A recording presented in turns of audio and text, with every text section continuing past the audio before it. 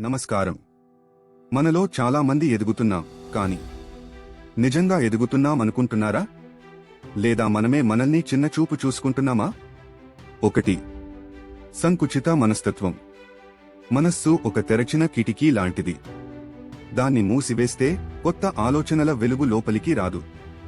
సంకుచిత మనస్తత్వం అంటే జీవితాన్ని ఒక చిన్న పెట్టెలో పెట్టేసుకోవడమే. 2. వైఫల్యంపై భయం. వైఫల్యం ఒక గతి, ఒక పాఠం.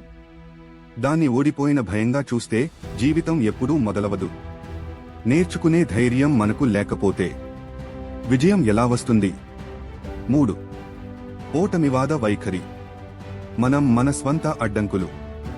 ఓటమివాద వైఖరి అంటే ప్రయాణం మొదలే ముందే ఓడిపోయానని నమ్మడం. కానీ నిజం, మనం ఓడిపోతే గెలిచే అవకాశం కూడా ఓడిపోతుంది. 4. స్వార్థం, ద్వంద్వ వైఖరి. స్వార్థం ఒక అదృశ్య గోడ. ద్వంద్వ వైఖరి అంటే ఆ గోడలోనే జీవించడం. నిజమైన బలం తెర వెనుక ముఖం లేకుండా జీవించడంలోనే ఉంది. 5.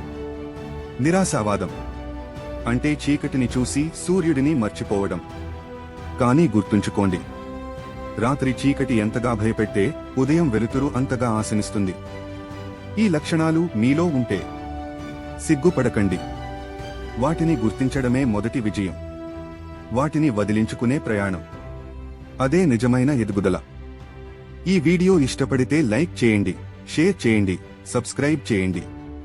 మీ అభిప్రాయాలు కామెంట్స్లో రాయండి.